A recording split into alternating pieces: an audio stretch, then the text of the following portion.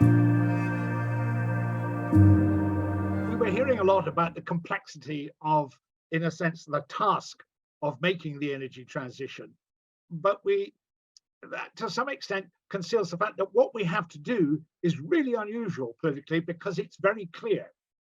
It's really clear, especially after the publication of the sixth assessment report of the Intergovernmental Panel on Climate Change.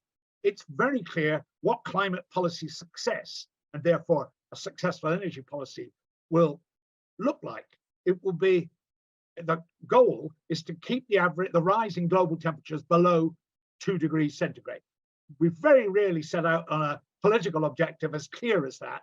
And we also know exactly what will be required to have climate policy success. We're beginning to already experience what climate policy failure would look like and feel like for people. And climate policy success, in a sense, is very simple. We have to stop burning fossil fuels by the middle of the century. But we have to stop burning fossil fuels in a way that is both affordable and secure for all 8 billion of us on the planet to acquire the energy services that we need for a decent life.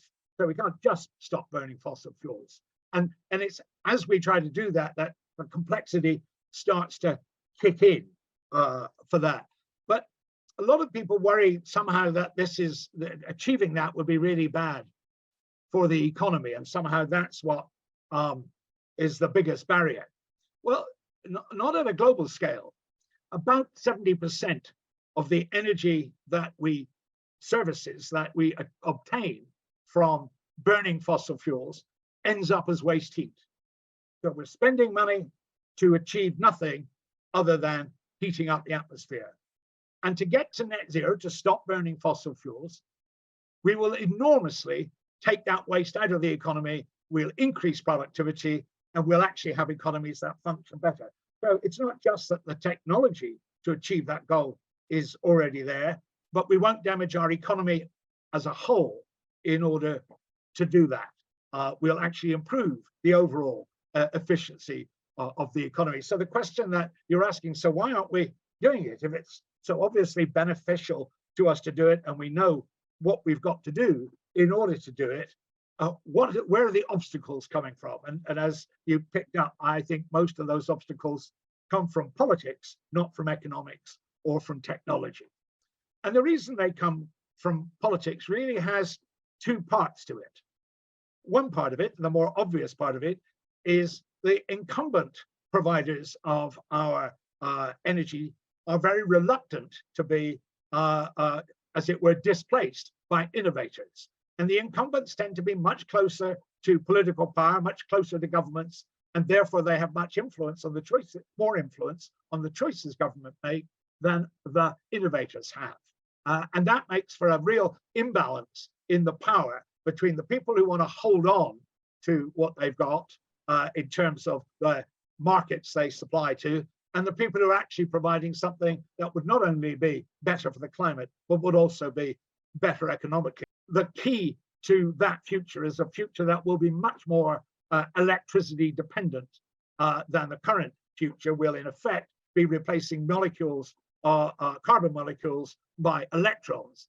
And that's requires a very different kind of design of your energy system, particularly your electricity system, and one that can now take advantage of the massive opportunities created by digitization.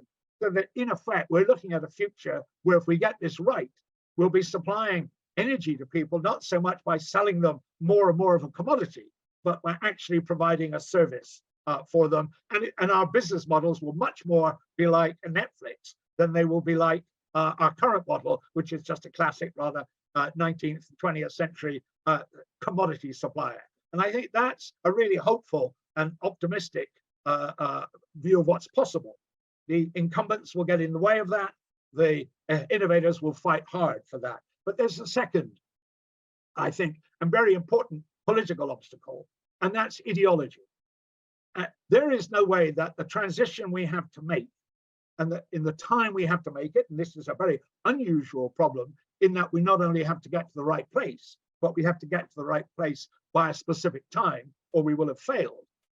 Then an ideology that says you want a smaller state, you want less government, you want lighter taxes, lighter regulation, is not going to help you do it. We're not going to achieve the energy transition without a fantastic mobilization of private capital. But if we're going to do that, then the state really does have to play a bigger role in determining our energy future and setting the context in which that private capital can do the work that it's really able to.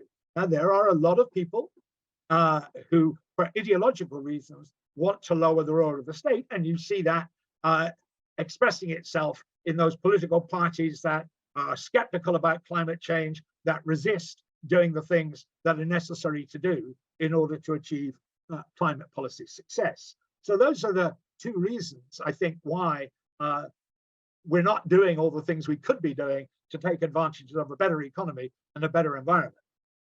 And one of the things that's really important, most important of all, wherever it's possible for young people, they should vote. I don't mind who you vote for, but you've got to get involved.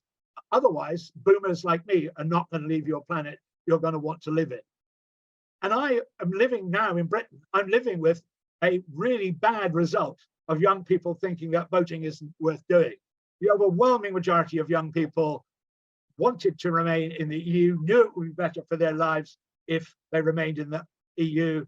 And what happened in the referendum was they disproportionately did not turn out, whereas older people did turn out and took us out of the EU and actually made it harder for us both to achieve our climate goals as well as to make our economy prosperous for the future.